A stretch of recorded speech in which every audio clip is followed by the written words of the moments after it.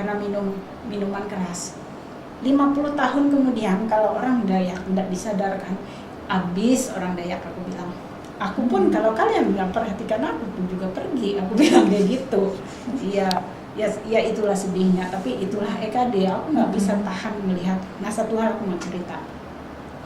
Yang di rumah saya kan itu dulu kita nggak ada pola pembantu atau orang tua asuh tuh nggak, tapi setiap tahun kita itu minimal 3 orang yang kita asuh di rumah, orang tua kita nggak, orang tua asuh. Nah, anak-anak 3 ini paling minimal 2 yang Mbak ya, saya pelajarin ya, kan pasti ada yang dari daerah sungai dan dari daerah gunung.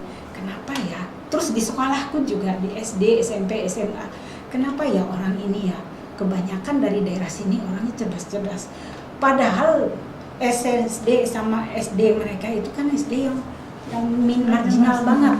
Tapi kenapa mereka kok lompatannya tinggi banget gitu loh, sampai saya itu pun sering bertanya sama mereka kalau belajar matematika, karena saya senang matematika, fisika, dan kimia waktu itu. Dan orang yang ikut rumah saya itu saya lihat cara mereka makan. Jadi orang yang dari sungai, dari sepanjang pesisir sungai, saya lihat nih Mbak, saya perhatikan mereka tuh suka makan ikan. Kalau ikan dimasak sayur asam atau digoreng atau dipanggang, senang mereka makan. Tapi yang dari gunung, dia nggak suka makan, dia nggak terbiasa makan yang seperti itu, makan banyak seperti itu. Dia makan apa?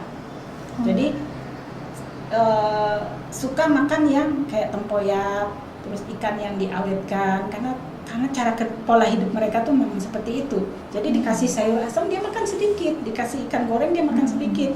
Tapi kalau yang namanya sambal pakai terasi, ikan diulek sedikit, sambal serai gitu, banyak dia makan.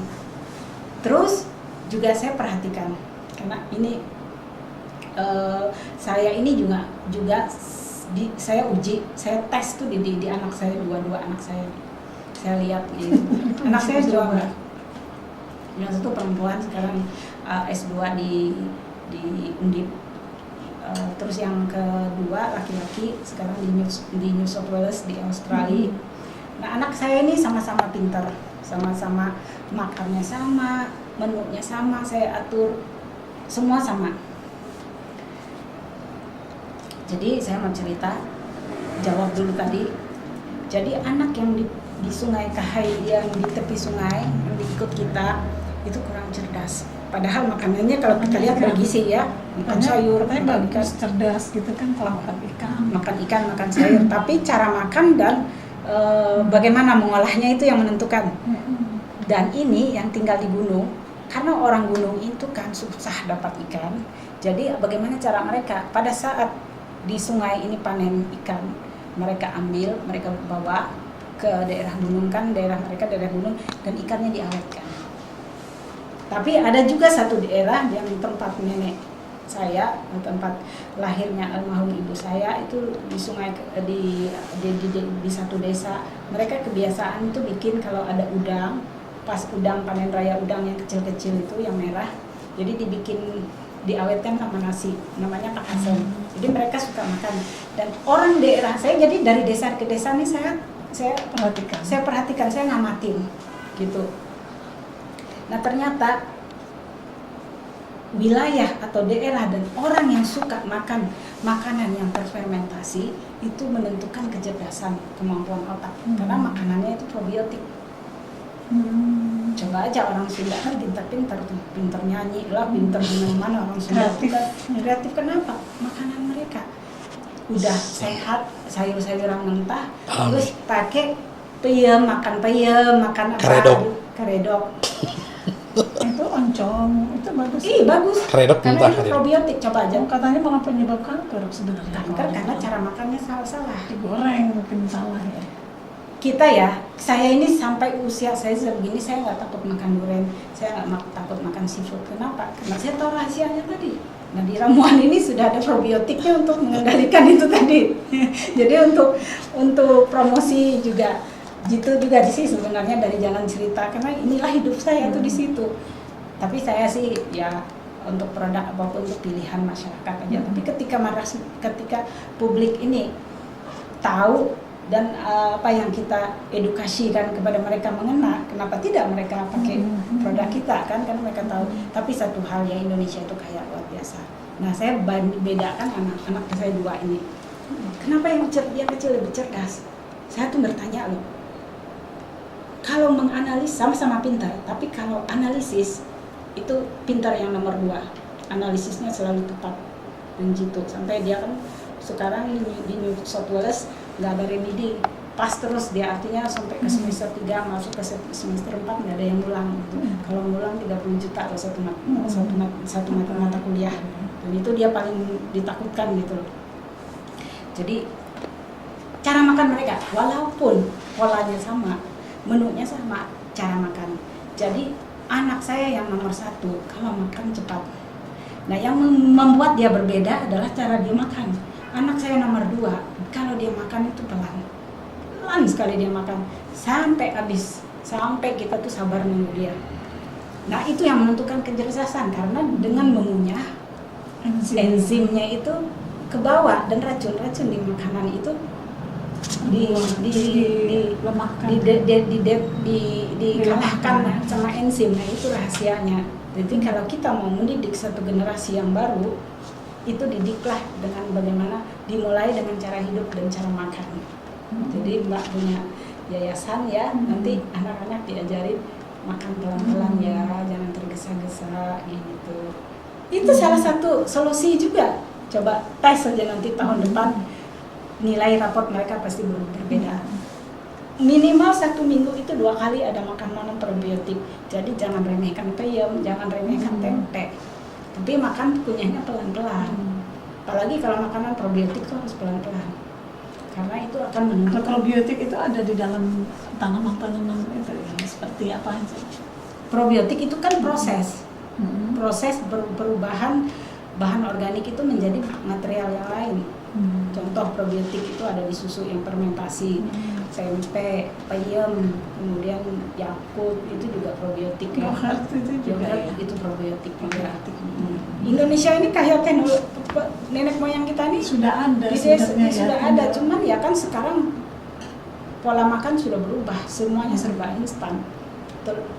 Semuanya mau makan cepat, rebus mie, selesai, udah kenyang yang penting. Sebenarnya nggak seperti itu. Sekarang bagaimana dengan perkembangan dari pihak keluarga sendiri, dukungannya dengan apa yang dilakukan ibu, memberikan penyuluhan ke, kan pasti meninggalkan rumah kan, gitu, dan dengan kegiatan apa namanya ke petani-petani, memberi penyuluhan, itu dukungan keluarga bagaimana? Saya kan sejak tahun 95 saya single parent, jadi tapi keluarga saya tetap mendukung saya, mencintai saya, dan pekerjaan-pekerjaan saya ada yang handle, dan mereka tetap bantu saya apapun juga, terutama saudara saya yang